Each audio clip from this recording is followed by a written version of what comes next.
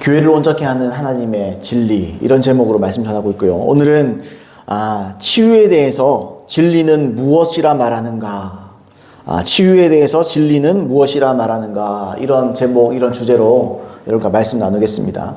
우리 지난 시간에 삼중사역에 대해서 계속 나누고 있었습니다. 삼중사역, 첫 번째는 진리를 가르쳐야 된다, 교회가 해야 될 일이다, 또는 신도들이, 성도들이 해야 될 일이다, 그런 말씀 처음에 드렸고요. 그 다음에는 천국 복음을 전파해야 된다, 그런 말씀 드렸습니다. 천국 복음은 여러분께 여러 번 제가 강조하는 대로 천국 복음, 그건 왕국의 복음이라는 뜻입니다. 왕국, 하나님의 왕국. 바실레이아 하나님의 왕국은 하나님의 통치를 의미합니다. 그래서 천국 복음은 뭐냐? 하나님의 다스리심을 받아들이는, 다시 말해 우리가 하나님께 백성되는, 그리고 예수님이 우리의 왕이 되시는, 그래서 회개하고 예수님을 임금으로 모셔드리는, 여러분 이것이 바로 천국 복음입니다. 예수님께서 전하신 복음이 바로 그런 복음이라고 말씀드렸어요. 그리고 지난 시간에는 은사 중단론에 대해서 말씀을 드렸습니다.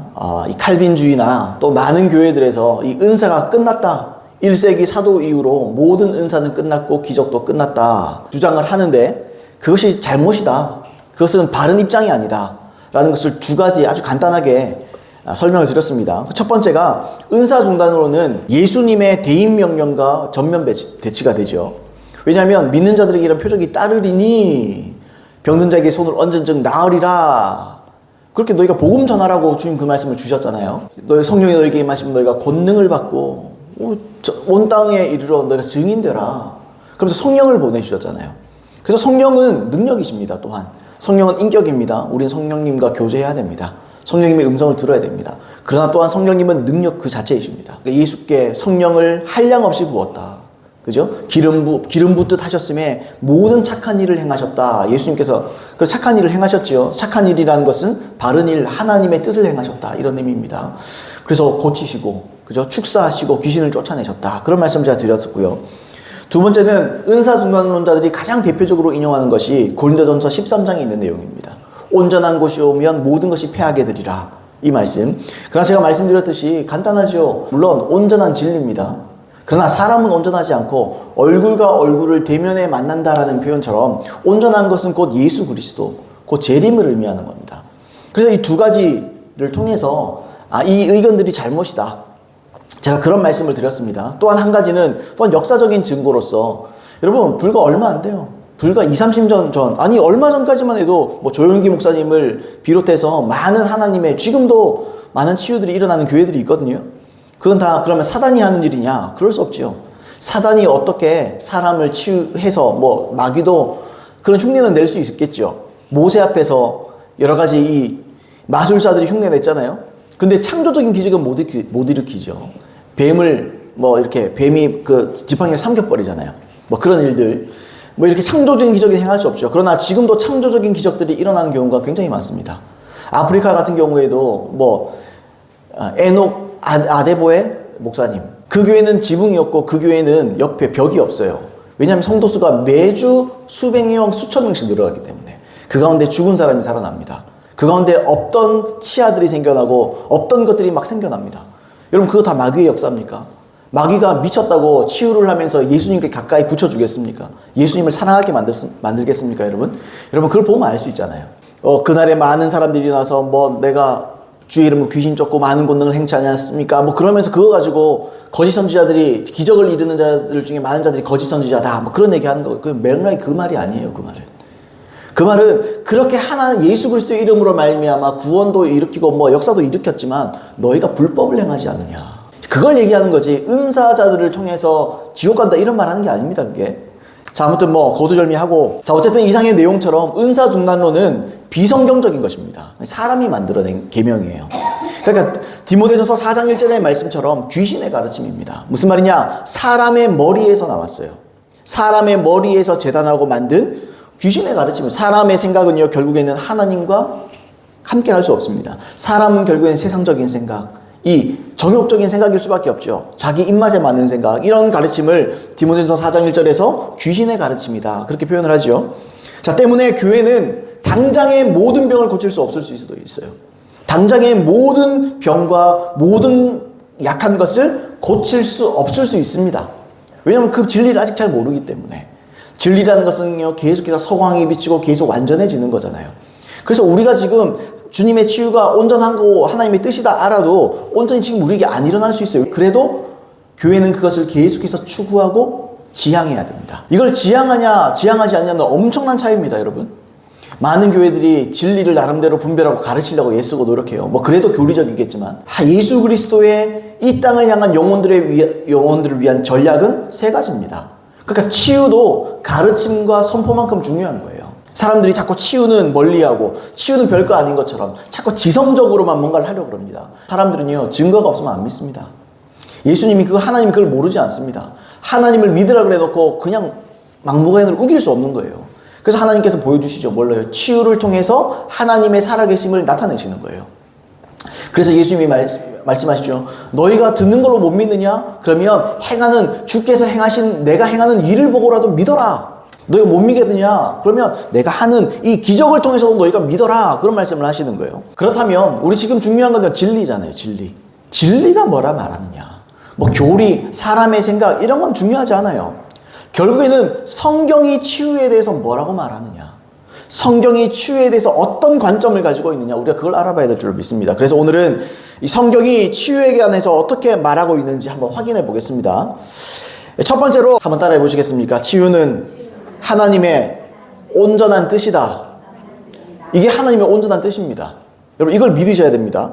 이렇게 빡빡 우기면서 믿으라 그러면 안 믿잖아요. 제가 증거를 해드릴 건데 성경에 보면 두세 증인마다 증참케 할 것이요 그런 말씀이 있어요.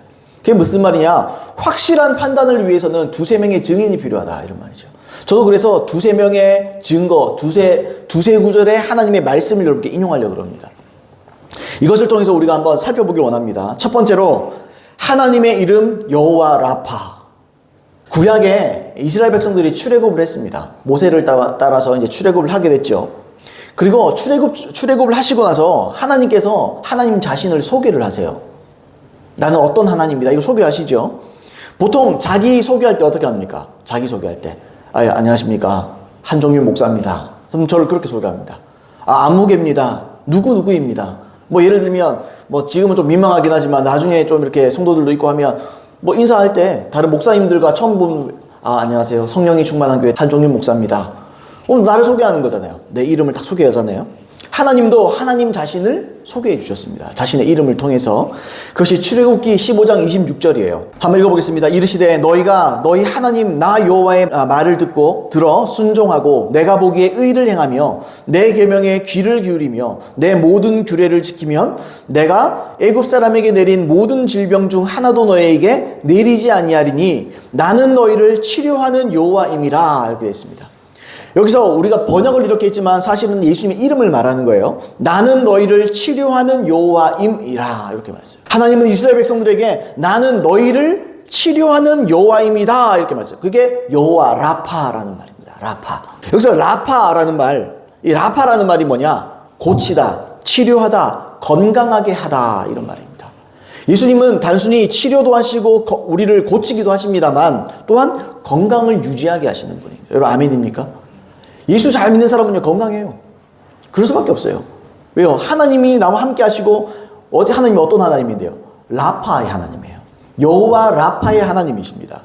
자, 어쨌든 이런 의미의 단어입니다. 이처럼 하나님의 이름 그 자체가 너희를 고치고 치료하고 건강하게 하는 여호와다. 이게 이름이에요. 이름 자체가. 뭐 재밌는 얘기지만 저희 어머니가 어릴 때 우리 어머니 계신데 제 이름이 한종윤입니다. 그래서 뭐 하여튼 어떤 장명소에서 이름 지으셨나 봐요. 그래서 옛날에 그 이름 뜻을 풀이해 주시는데 저희 어머니 그러더라고요. 마루종자에 윤택할 윤이다. 그래서 저희 어머니가 마루나 닦아라. 어릴 때 우리 어머니가 농담했던 게 생각나요. 마루나 닦아라. 나중에 알고 보니까 이 마루가 종교할 때 그 종자예요. 마루 최고. 그래서 저는 해석했어요. 예수님의 길을 윤택하게 하자 나는. 그러니까 세례요한 참 살자. 세례요한 같은 인생을 살아보자. 저는 그 이름이 저를 증명해 준다고 생각합니다. 이 현대사회에는 그렇지 않을 때도 있지만 이 성경시대 때의 많은 사람의 이름은 그 사람의 본성을 보여줍니다. 그 사람의 인격을 보여주고 그 사람의 특징을 대변해줘요. 그 있잖아요. 모세의 아들 이름이 게르솜, 고향에서 나왔다. 자기 신세를 한탄할 때 이름을 막 짓기도 하고요. 그렇게 이름을 져요. 자, 아무튼 하나님 역시 자신의 이름을 통해서 하나님의 본성, 하나님이 어떤 존재인지를 계시하셨습니다. 그러니까 하나님은 여호와 라파라는 이름 그대로의 분이에요. 그래서 나는 존재 그 자체가 치료하는 분이에요. 존재 그 자체가. 나는 여호와다, 라파다. 나는 항상 치유하는 분이다. 나는 항상 치료하고 고치고 나는 항상 건강하게 하는 존재다. 그런 하나님이다. 그런 말입니다. 여러분 아멘이죠? 제가 한종윤입니다. 저는 저희를 부인할 수 없어요. 저는 접니다. 하나님은 하나님입니다. 하나님은 하나님의 본성을 부인할 수 없습니다. 하나님은 당신께서 말을 꺼내셨어요. 뭐라고? 나는 여호와 라파다. 그래서 하나님은 하나님 자신을 부인 못합니다. 하나님은 시건치 않습니다. 하나님은 실수가 없어요. 하나님은 말에 실수나 오바가 없습니다. 있는 그대로예요. 그래서 하나님 그러는 거예요. 나는 여호와 라파다. 하나님 자신 있는 거예요. 항상 나는 치유할 준비가 되어 있다. 그래서 하나님은 존재 그 자체로 사람을 치유하고 고치고 건강하게 하는 분입니다. 여러분이 믿는 하나님은 치유하는 분인 줄로 믿습니다. 여러분이 믿는 하나님은 여러분들을 치유하기 위해서 항상 준비되어 있는 분인 줄로 믿습니다. 여러분 아멘입니까? 자, 근데 혹시나 이럴 수 있어요. 방금 인용한 이 출애굽기 15장 26절에 이런 말씀 있잖아요. 내가 애굽 사람에게 내린 모든 질병 중 하나도 너희에게 내리지 아니하리니 이렇게 돼 있잖아요. 이 부분을 인용하면서 사람들이 볼 수 있어요. 봐라, 질병은 하나님이 내리는 거 맞잖아. 하나님이 내리네. 애굽에서 있던 것도 내렸던 걸 너희에게 안 내린다 그랬으니까 어쨌든 질병도 하나님의 뜻 아니냐 이렇게 말할 수 있어요. 근데요, 히브리어의 특징을 잘 알아야 됩니다. 히브리어에는요, 관용적인 표현이 없어요. 허용적인 표현이 없어요. 그러니까 이걸 실제로 번역하면 이런 말이에요. 무슨 말이냐면 내가 애굽 사람에게 허용한 모든 질병 중 하나도 너에게 허용하지 않겠다 이런 말입니다. 병을 내리는 건 하나님이 아니라는 거예요. 그냥 허용하고 계실 뿐이지. 그냥 보고 계시는 거지. 그럼 허용은 그러면 누가 하는 겁니까? 그 마귀가 하는 일이에요. 그건 사단이 하는 일입니다. 죄를 통해서. 우리가 죄를 지면 우리가 죄를 통해서 우리의 영적인 영역을, 육체적인 영역을 마귀에게 내어주게 됩니다. 그래서 마귀가 우리를 공격할 수 있어요. 뭘로요? 질병을 통해서 그렇게 할 수 있어요. 그래서 어떻게 해야 되죠? 그래서 항상 회개해야 되는 거예요. 몸이 아픕니까? 그러면 다 그렇진 않을 수 있어도 물론 자기 몸도 관리해야 되죠. 그것도 몸 관리 안 하는 것도 죄입니다. 그죠? 하나님 주신 하나님의 성전을 왜 관리 안 합니까? 자, 어쨌든 회개를 먼저 해야 돼요, 우리는. 회개할 것들을 찾아봐야 돼요. 내가 뭔가 잘못됐는가? 왜요? 허용됐다는 거예요. 만약에 그런데도 없다. 그럼요, 지금 질병은요, 불법이에요. 이거 불법으로 들어온 거예요. 여러분, 만약에 우리 집에 누가 불법으로 문을 열고 따고 들어왔다. 그럼 나가라 그래야 될 거 아니겠어요? 그래서 예수 그리스도 이름으로 떠나가라 그래야 되는 거예요.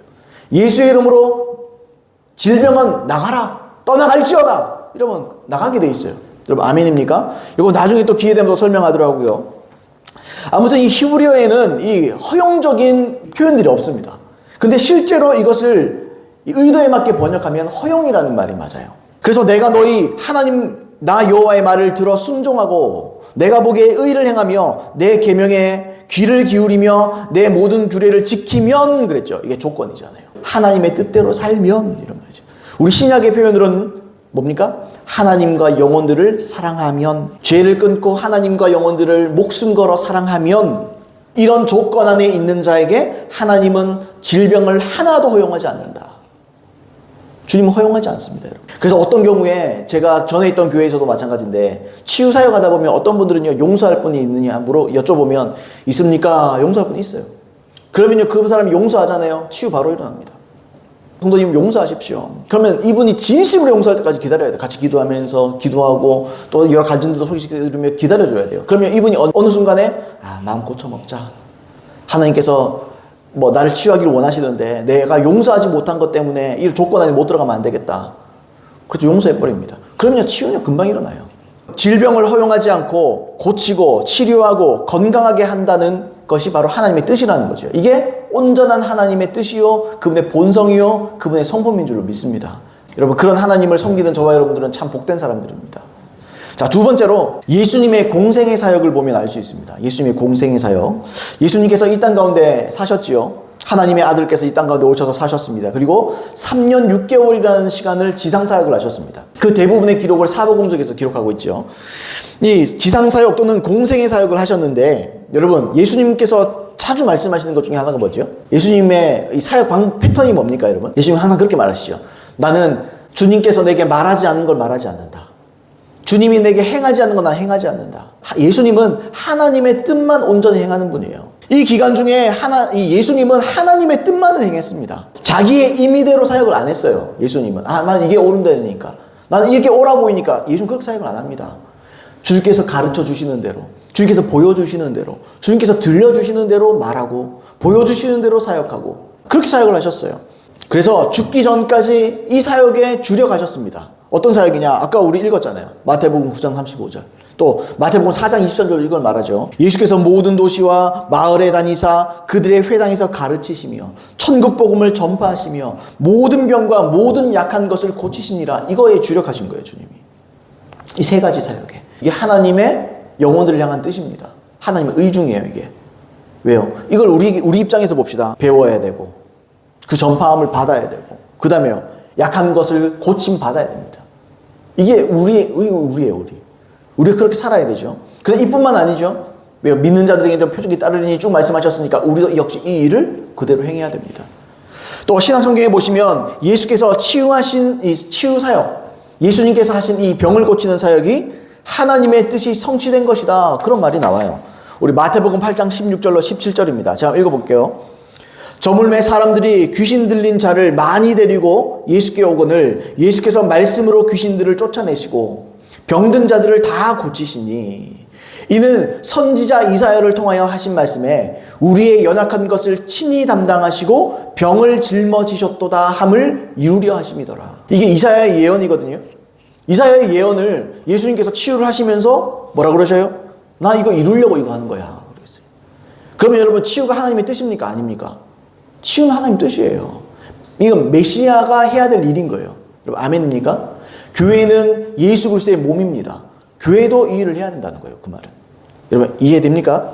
이처럼 예수님의 사역은 하나님의 뜻을 온전히 이루시고 또 행하신 거지요. 때문에 우리는 여기서 다시 한 번 더 하나님의 온전한 뜻이 사람들이 질병으로부터 고침을 받는 겁니다.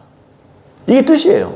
이게 하나님 뜻이에요. 그래서 지나가다 아픈 사람 보면 때로는 막 이렇게 혹시 괜찮으면 기도해드려도 되냐고.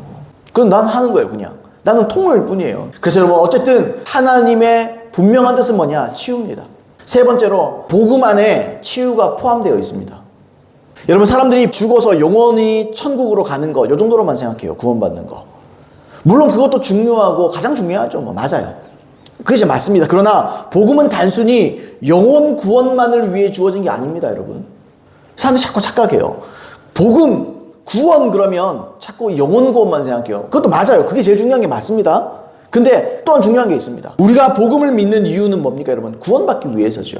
근데 성경을 가만히 읽어보면 성경은 구원이라는 표현을 영혼 구원만을 의미하지 않아요. 마가복음 5장 34절 말씀에 이렇게 되어 있습니다. 예수께서 이르시되 딸아 내 믿음이 너를 구원하였으니 평안히 가라 내 병에서 놓여 건강할지어다. 이렇게 말했어요. 여기서 구원이 뭡니까? 병 고침 받는 걸 구원이라고 하는 거예요. 지금. 나를 따라라. 무리에 들어오너라. 내 제자가 되라. 지금 그런 말씀 안 하세요. 그건 당연히 따라오는 거예요. 그래서 뭐라 그래요? 구원하였으니 건강해라. 치유를 받았으니까 이제 건강을 유지하고 살아라. 이런 말을 하는 거예요. 그 치유 유지하고 건강하게 살아라. 예수님의 말씀이에요. 사도행전 4장 9절도 말합니다. 만일 병자에게 행한 착한 일에 대하여 이 사람이 어떻게 구원받았느냐고 우리에게 질문한다면 점점점 이렇게 말했어요. 이 사도들이 병을 고쳐버렸거든요. 그러니까 병자에게 행한 착한 일이라고 말하잖아요. 그러면서 뭐라 그래요? 이 사람이 어떻게 구원받았냐고 나한테 물어본다면 이렇게 말하는 거죠. 그러니까 뭐죠? 치유가 구원이라는 말이에요. 구원 안에 치유가 포함되어 있다는 말이에요. 정말 이해하십니까, 여러분? 이처럼 성경은 질병으로 고침받는 것도 구원이라고 표현을 해요. 그러니까 여러분, 구원받는 게 뭐냐? 영혼 구원만 받지 마세요. 하나님은 여러분들이 온전해지기를 원합니다. 그런데 거룩하고 온전해지는 인격과 모든 면에서 온전해지기를 원하지만 또한 여러분들의 몸도 온전하기를 원하십니다. 왜요? 우리는 영적 예배를 드리는 제물입니다. 우리는 하나님께 드려져야 되는 거예요. 여러분, 아멘입니까? 근데 인격만이 아니에요. 우리의 열매만이 아니에요. 우리의 몸도 온전해야 되는 거예요. 여러분 보세요. 구약에 제물들을 하나님께 올리잖아요. 뭐 부러진 거, 굽어진 거, 눈먼 거 이런 거 못 드려요, 요즘께. 그 뭐 하나님께서 뭐 그럼 구원 못 받는다 이런 건 아니겠지만 우리도 역시 하나님께 삶을 통해서 예배하고 삶을 통해서 하나님께 영광 돌리는 삶을 살려면 건강해야 됩니다. 복음에는 치유가 포함되어 있다 제가 말씀드렸습니다. 첫 번째 요 소제목으로 하나 더 두 가지만 나누겠습니다. 첫 번째로 예수님은 죄와 함께 질병도 십자가에서 지셨습니다. 예수님이 십자가에서 죄를 지실 뿐만 아니라 질병도 지셨어요. 구약 선지자 이사야죠. 아까 우리 이사야 얘기했는데, 이사야는 오실 메시아 예수 그리스도에 대해서 예언을 했습니다. 그죠? 좀 유명한 구절인데, 이사야서 53장 4절로 5절입니다. 제가 한번 읽어볼게요. 그는 실로 우리의 질고를, 여기서 그는 예수 그리스도 또는 메시아를 말합니다. 그리스도를 말하는 거예요. 그는 실로 우리의 질고를 지고 우리의 슬픔을 당하였거늘 우리는 생각하기를 그는 징벌을 받아 하나님께 맞으며 고난을 당한다 하였노라. 그가 찔림은 우리의 허물 때문이요 그가 상함은 우리의 죄악 때문이라. 그가 징계를 받음으로 우리는 평화를 누리고 그가 채찍에 맞음으로 우리는 나음을 받았도다. 그렇게 말했습니다. 구약 이사야의 입장에서 신약에 오실 메시아를 미리 본 겁니다. 미리 하나님께서 보여주시고 감동을 주셔서 이걸 예언하게 한 거예요. 자기는 온전한, 이게 무슨 뜻인지 모르겠지만 이걸 예언을 한 겁니다. 근데 보세요. 4절에 보시면 이런 말씀이 있어요. 그는 실로 우리의 질고를 지고 우리의 슬픔을 당하였거늘, 이렇게 되어 있습니다. 여기 질고가 뭡니까? 우리 잘 안 쓰는 말이잖아요, 요즘에. 히브리어 원어에 보시면 질고는 홀리라는 말인데요. 이게 질병이라는 말입니다. 그러니까 질고 그러니까 우리가 뭐 다른 뭐 되게 어려운 거, 뭐 무게 있는 거, 짐 뭐 이렇게만 생각하는 그게 아니에요. 실제 질병이에요, 이게. 질병, 병, 이런 걸 말하는 거예요. 그 다음에 슬픔은요. 슬픔을 당하였거늘 그랬잖아요. 이 슬픔이 뭡니까? 그냥 마음에 속상한 일입니까? 아니에요. 원어에는 그게 아니에요. 이게 마크 오브라는 단어입니다. 이게요. 고통, 통증이라는 말입니다. 진짜 아픈 거 말하는 거예요. 막 류마티즘, 관절염, 어디 아프고, 막 고통, 허리 아프고, 막 이런 걸 말하는 거예요. 실제로 그걸 말하는 거예요. 그 다음에요. 거기에다 뭐라고 합니까? 당하였거늘 그러잖아요. 이게 사바르라는 단어입니다. 이게 뭐냐? 짊어지다 이런 말입니다. 그러니까 예수님이 뭘 짊어졌냐? 예수님이 우리를 위해서 질병과 고통을 짊어졌다는 거예요. 그 짊어져서 어디로 가셨는데요? 십자가로 가셨잖아요. 그걸 얘기하는 거거든요. 정리하면 앞으로 지금 이사야 입장에서는 앞으로 신약에 오실 메시아가 우리 모두의 질병과 고통을 짊어질 것이다. 이런 예언을 한 거예요, 지금. 그래서 아까 뭐라 그랬어요? 그래서 이걸 갖다가 인용하잖아요, 예수님께서. 마태복음 8장 17절에서 이걸 인용하신 거잖아요. 이걸 이루어지려 함이라. 이루게 하려 함이라. 그렇게 말하잖아요. 이게 이루어진 거예요. 여러분, 아멘입니까? 지금 그게 우리에게 이루어졌습니다. 그럼 5절도 한번 다시 읽어볼게요. 그가 찔림은 우리의 허물 때문이요. 그가 상함은 우리의 죄악 때문이라. 허물, 죄 얘기하죠. 병 얘기하고 죄 얘기하죠. 그죠? 그가 징계를 받음으로 우리는 평화를 누리고. 여기 평화가 뭡니까, 여러분? 평화가 뭡니까? 악인에게는 평강이 없느니라. 그러잖아요. 악인에게는 평강이 없죠. 근데 악인에게는 평강이 없죠. 회개하고 죄를 돌이키고 하나님께 들어간 자는 평화를 누리죠. 평강하다 하나 실제로는 평강이 없느니라 그랬더니 거짓 선자들의 말하면서 평화가 없다. 죄 짓고 회개도 안 하면서 무슨 평강이 있느냐? 평강도 없다. 그런데 뭐라 그래요? 죄인에게 평강이 없다. 그러나 돌이키는 자에게는 평강이 있죠. 이게 그 말이에요. 평화를 누리고 하나님과의 관계를 누리고 하나님과 그죠? 이 사랑을 누리고 이 죄의 문제로부터 고침을 받고 죄의 굴레로부터 벗어나서 속박에서 벗어나서 평화를 누리는 거죠. 그 다음엔요. 그가 채찍에 맞음으로 우리는 나음을 받았도다. 나음을 받았도다. 허물과 죄악으로 인해서 예수님이 찔려야 됐고 상해야 됐습니다. 그렇게 하셨습니다. 그렇게 예수님께서 우리 대신해서 십자가를 통해서 징계를 받으심으로써 우리가 죄 문제로부터 평화를 누립니다. 그 다음에요. 그 다음에 나음을 받은 거예요. 여기서 나음이 뭡니까? 여기서 나음이 여호와 라파 할 때 라파입니다. 그러니까 고쳤다 이 말이에요. 고쳤다. 치유했다. 건강하게 한다. 이런 말이에요. 그래서 사도 베드로가 나중에 베드로전서 2장 24절에서 이 말을 인용하면서 복음을 정리하는 거예요. 2장 24절 이렇게 돼 있어요. 친히 나무에 달려 그 몸으로 우리 죄를 담당하셨으니 이는 우리로 죄에 대하여 죽고 의에 대하여 살게 하려 하심이라. 그가 채찍에 맞음으로 너희는 나음을 얻었나니. 이렇게. 뭐라고 했어요? 이 복음을 요약했잖아요. 죄 문제와 질병 문제를 같이 얘기하죠. 복음에는 죄와 질병 문제가 함께 들어가 있는 겁니다. 한 세트입니다. 한 세트. 여러분 롯데리아 갔는데 불고기 버거 시켰어요. 죄송합니다. 표현이 좀 그런데 불고기 버거 세트를 시켰어요. 프렌치 후라이를 안 주네? 그럼 따져야 돼요? 안 따져야 돼요? 감자튀김 안 주면은 가가지고 받아야 되잖아요. 그런 거예요. 복음은요 치유를 우리에게 보장하고 있습니다. 그래서 우리는 치유를 받아야 돼요. 그리고 우리가 복음을 전할 때 치유도 함께 전하는 거예요. 여러분 순복음교회 있잖아요. 영어로 풀 가스펠, 뭐 처치 뭐 이런 거거든요. 그 순복음이 그거예요. 풀 복음이라. 그러니까 복음이 온전하지 않다. 꼭 죄 문제뿐 아니다. 하나님은 병도 고치셨다. 이걸 말해서 순복음 교회예요. 순복음이에요. 순복음. 그게 맞아요. 말로는. 근데 뭐 거기에다가 추가해서 뭐죠? 축복받는 거. 그거는 십자가에서 지신 게 아닙니다. 그건 그냥 오는 거고. 신명기 28장의 말씀처럼 하나님의 뜻대로 살면 축복도 받게 되죠. 근데 십자가에서 뭐 저주를 다 지셔가지고 우리는 복이 보장돼 있다. 꼭 그런 건 아닙니다. 꼭 물질적인 복을 얘기 그런 건 아닙니다. 자, 아무튼 간에. 자, 그래서 이처럼 예수님은 우리의 모든 질병과 고통과 통증을 우리 대신 다 전부 짊어지셨습니다. 십자가에서 뭐라 그러셨죠? 그래서 마지막에 다 이루었도다. 다 이룬 거예요. 자, 이 말씀에 이어서 그래서 두 번째로 치유는 더 이상 이제 약속이 아닙니다. 자, 한 가지 질문 한번 해볼게요. 자, 이제까지 이런 말씀을 드려서 좀 한번 종합적으로 한번 생각해 보세요. 혹시 성경에 치유가 약속되어 있습니까, 여러분? 어떻게 생각하세요? 치유가 약속되어 있습니까? 이런 말하면 조금 충격될 수 있는데 예상과 달리 성경은 이제 치유를 약속하지 않습니다.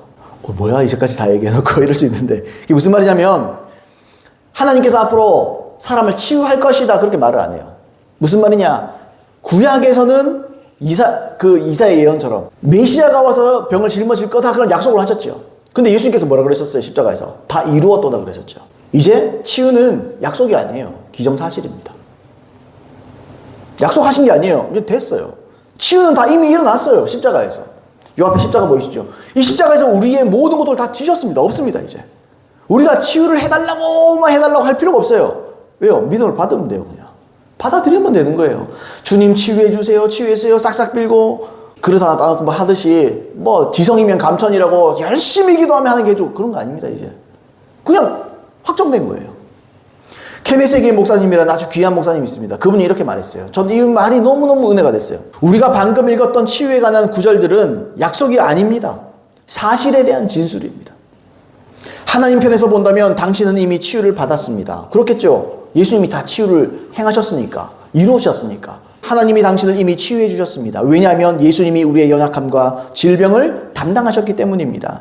당신을 위해 이미 연약함과 질병을 짊어질 필요가 없습니다.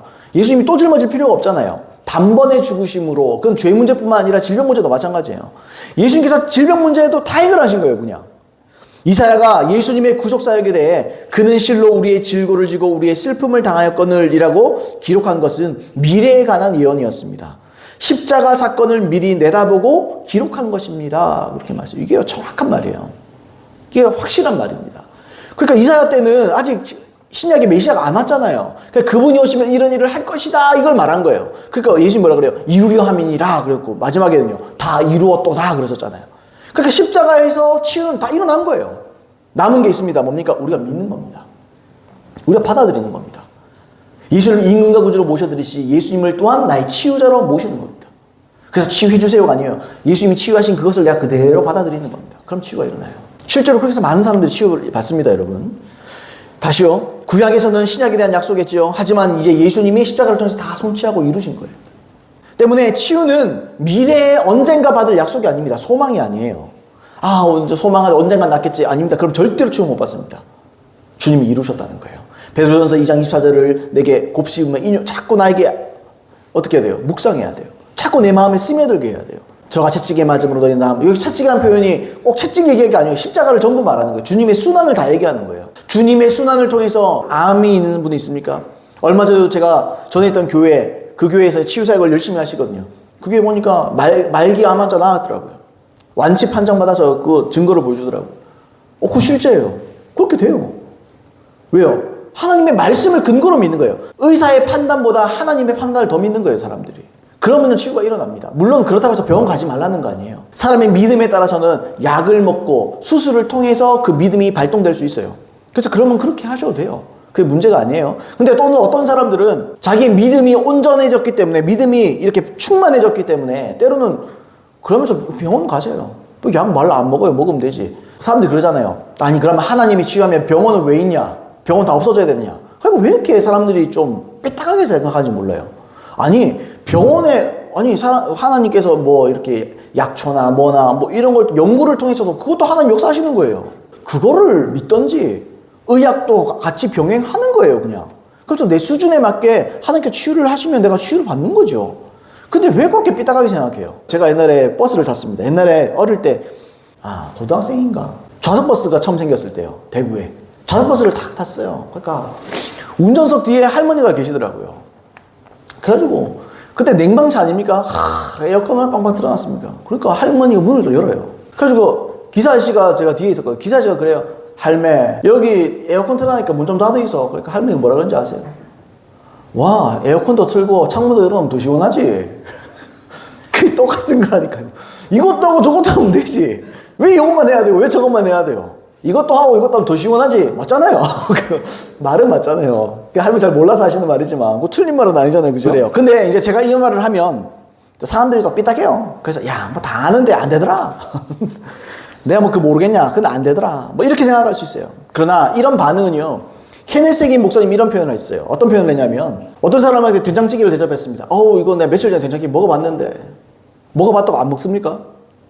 그런 거 아니죠. 된장찌개 또 먹어야지. 왜냐면 밥이니까. 식사니까. 어떤 사람이 스테이크가 나왔어요. 내 스테이크가 나왔는데 감사하긴 한데 내가 스테이크를 예전에 먹어본 적이 있다고. 그럼 지금 안 먹겠어요? 그 바보 아니에요? 이 밥을 먹어야 될 거 아니에요. 하나님의 말씀, 지금 제가 드리는 이 치유의 말씀은 하나님의 양식이라는 거예요. 이건 치유의 양식이에요. 내가 들어봤어. 내가 그거 알아. 그걸로 치유가 일어나는 게 아니에요. 어떻게 일어나야 돼요? 먹고 소화시켜야 되는 거예요. 여러분, 하루에 한 끼 먹으면은, 요즘엔 뭐, 잘 건강을 위해서 그렇게 한다 하지만, 여러분, 치유인데 무슨, 건강하려고 먹으려고 많이 먹어야지. 감사하게도 영의 양식은 배탈 나는 게 없어요. 얼마든지 먹을 수 있어요. 하나님의 말씀을 먹고, 지금 제가 드리는 이 말씀, 이 치유에 대한 하나님의 진리를 듣고, 또 듣고, 계속 들어야 돼요. 왜? 언제까지요? 내 마음에서 확신이 들 때까지. 자꾸 먹어야 되는 거예요. 어떤 종류의 음식을 한 번 먹었다고 해서 더 이상 안 먹는 거 아니죠. 계속 먹잖아요. 양식은 먹고 또 먹는 거예요. 영적으로도 마찬가지입니다. 설교자가 믿음과 치유에 대한 말씀을 전하면 제가 들어봤는데 지겹다. 그러니까 치유를 못 받는 거예요. 제가 목사니까 자꾸 새로운 설교하기 힘들어서 제가 하는 말이 아니고, 여러분, 원래 하나님의 말씀은 양식이에요. 또 들어야 되는 거예요. 저는요, 회개에 대한 설교, 세계에 대한 책을 엄청나게 많이 읽었습니다. 듣고 많이 읽었습니다. 그래도 전 또 하고, 또 읽고, 또 회개합니다. 왜요? 그건 내 양식이에요. 하나님의 말씀을, 하나님의 이 테이블, 이 식탁에 와서 계속 먹어야 되는 거예요. 그러면 어떻게 되죠? 우리 속에 스며듭니다. 하나님의 말씀이. 우리 영 속에, 영혼 안에 스며들어요. 여러분, 로마서 10장 17절에 이렇게 말합니다. 그러므로 믿음은 들음에서 나며 들음은 그리스도의 말씀으로 말미암았느니라. 믿음은 어디서 난다고요? 들음에서 나는 거예요. 여기서 들었다는 건 뭐죠? 내가 읽고 듣고 내 안에 자꾸 접하는 걸 말하는 거예요. 하나님의 말씀을 계속 들어야 돼요. 여러분, 지금 제가 말씀드렸죠. 믿음은 들음에서 나며 들음은 그리스도의 말씀으로 말미암았느니라. 제가 그렇게 말했어요. 여러분, 이건요, 이렇게 말해도 진리입니다. 믿음은 진리를 들을 때마다 납니다. 이렇게 말해도 진리예요. 여러분, 아멘입니까? 난 믿음이 부족해서. 왜 믿음이 부족하다고 한탄하고 앉았어요? 하나님 말씀으로 돌아가세요. 말씀은 기름 부어져 있습니다. 이 말씀을 읽고 관심을 기울이고 계속 연구하고 곱씹고, 여러분, 그러면요, 치유가 일어나요. 그러면 죄로부터 자유가 일어납니다. 같은 말씀도 여러 번 들어야 돼요. 그래서 자기 마음속에 받아들여야 됩니다. 이런 식으로 영의 양식을 계속 섭취해야 돼요. 계속 소화시켜야 돼요. 치유에 관한 진리도 마찬가지예요. 병 낫기를 원한다면 자기가 아프다. 치유에 관한 하나님의 말씀을 지속해서 들어야 돼요. 언제까지요? 확신이 들 때까지. 끝까지 들어야 되는 거예요. 자기 영혼에 기름 부어진 하나님의 말씀, 치유의 진리가 내 마음에 막 스며들어야 돼요. 그리고 내 영혼 속에 자리를 잡아야 됩니다. 우리 씨 뿌리는 비유에서 배웠잖아요. 숨이 막혀 질식한다 그러잖아요. 그게 원에 질식한다는 말이거든요. 그냥 질식한다. 그게 뭐죠? 세상 걸 생각하고 하나님 말씀이 아닌 다른 것에 자꾸 초점을 맞추고 그러면 이게 질식한다고요. 그래서 어떻게 돼요? 계속 그 말씀이 내 안에 자리를 잡고 살아있어야 돼요. 살아 숨쉬어야 돼요. 그럼 어떻게 하죠? 이 우리 속에 자리 잡은 하나님의 말씀을 뿌리가 내리잖아요. 뿌리가 내려지는 거잖아요. 그럼 그 말씀이요, 나를 사로잡습니다. 그 말씀이 나를 이끌어가는 거예요. 그 하나님의 말씀의 확신이 우리를 움직이게 합니다. 그러니까 어떻게 해요? 아프지만 만약 다리가 부러졌다. 근데 내 마음 확신이 든다. 그러면요, 걸어보는 거예요. 그럼 걷는 거예요. 여러분, 암이다. 그러면요, 그냥 일상생활 해버리는 거예요. 그러면요, 그 행동에 따라 순종하기 시작하면 역사가 일어납니다. 이게 하나님의 치유의 원리입니다. 자, 지금 이 말씀을 자꾸 왜 드리죠? 여러분들이 치유받는 게 하나님 뜻이에요. 여러분들이 건강하게, 여러분들이 70에서 강건하면 80, 이걸 장수하면서 하나님 앞에 영광 돌리며 하나님의 일을 하며 기도하며 살아가는 것이 하나님의 온전한 뜻입니다. 근데 사람들이요, 질병으로 죽으면 안 돼요. 그러면 정말 하나님의 마음을 슬프게 하는 거예요. 하나님 그걸 원치 않았어요. 그걸 의도하지 않았습니다. 결론 삼아 이 간증 하나 읽어드리고 오늘 말씀 마무리하려고 합니다. 케네스 해기 목사님의 간증 하나를 제가 갖고 왔습니다. 요거 한번 읽고요. 정리하겠습니다. 여러 해 전 4년 동안 걷지 못하던 여성이 제가 인도하던 집회에 참석했습니다. 그녀는 72세였고 의사들은 그녀가 다시는 한 발자국도 내딛지 못할 것이라고 했습니다. 저는 그녀에게 마태복음 8장 17절과 베드로전서 2장 24절을 읽어주었습니다. 아까 제가 다 인용했던 말씀입니다. 그래서 그녀는 그 말씀을 알아요. 그리고 믿습니다. 그렇게 말했습니다. 저는 그녀에게 베드로전서 2장 24절의 마지막 부분을 큰 소리로 읽어보라고 했습니다. 그래서 그녀는 그가 채찍에 맞음으로 너희는 나음을 얻었나니 라고 읽었습니다. 저는 다시 읽으라고 했고 그녀가 다시 읽었습니다.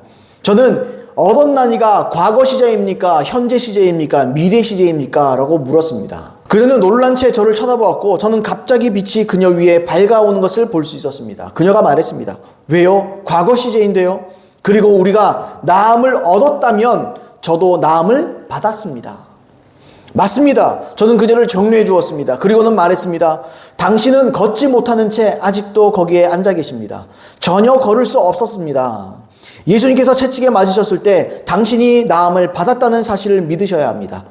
그것을 믿으신다면 다음과 같이 고백하십시오. 만약 나음을 받았다면 고침을 받은 것이다. 당신은 지금 고침을 받았다는 그 사실을 믿으십시오. 저는 걷지 못하는 그 여성에게 하나님의 말씀이 말하는 것을 전했고 치유에 관한 말씀을 계속 들려주었습니다. 10여 분 후 그녀는 뛰고 걸으며 하나님을 찬양했습니다. 인식, 패러다임의 전환이 일어난 거예요.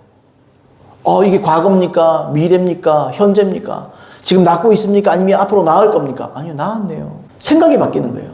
마음과 뜻과 이 생각이 바뀌는 거예요. 이 바뀐 게 이것도 회개의 일종이죠, 여러분.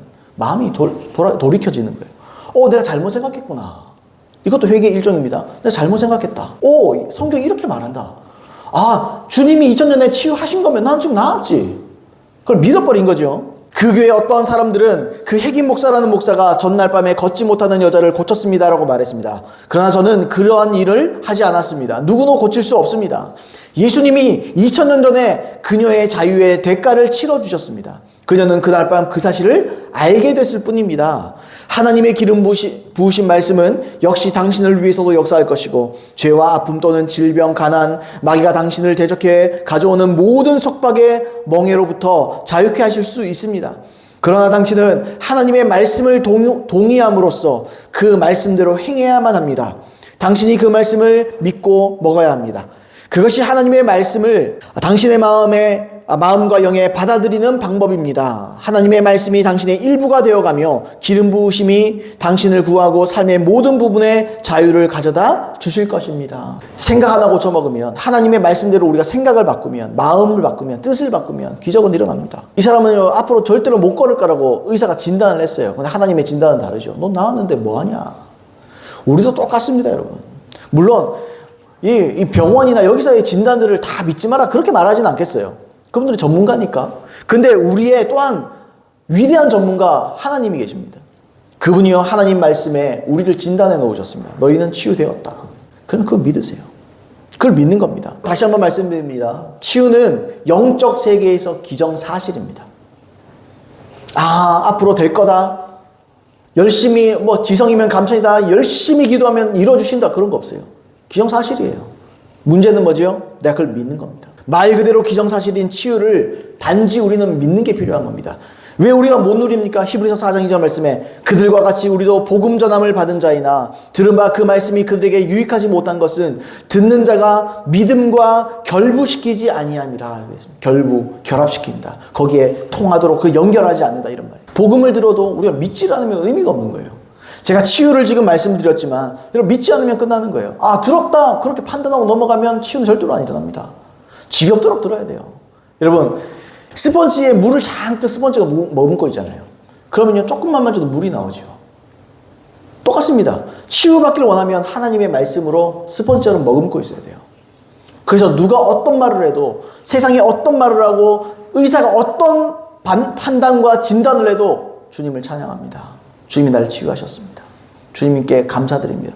내가 고통이 오고 통증이 있어 죽을 것 같아요. 그래도 주님을 찬양합니다. 주님 치유하셨습니다. 성경에 치유를 약속하신 게 아니라 이미 이루셨습니다. 이 기정사실입니다. 난 이거 사실을 받아들입니다. 그러면 치유가 일어나는 거예요. 그래서 믿음을 지키면 결국 치유가 일어나는 줄로 믿습니다. 여러분 아프지 마셔요. 그뿐만 아니라 교회가 예수님의 몸으로서 치유를 행하는 우리 성령이 충만한 교회 되기를 예수님의 이름으로 축복합니다. 이곳에 모인 모든 분들 되기를 예수님의 이름으로 축복합니다. 주님 우리 마음 가운데 하나님의 치유를 확신할 수 있는 마음을 주시옵소서. 또 한 가지 여러분 치유에 대한 이 진리가 여러분 현대 오늘날의 교회 안에서 회복돼야 됩니다. 우리 교회는요 단순히 우리 교회만 부흥되고 그런 거 원치 않아요. 여러분 모든 교회가 하나님의 뜻을 행하는 하나님의 영광스러운 교회들로 탈바꿈해야 됩니다. 그러려면 어떻게 해야 됩니까? 우리가 기도해야 돼요. 하나님 이 땅을 위해 하나님께서 하시고자 하는 일들을 모든 교회들이 감당할 수 있도록 주님 은혜 베풀어 주시옵소서. 우리 그렇게 기도하겠습니다.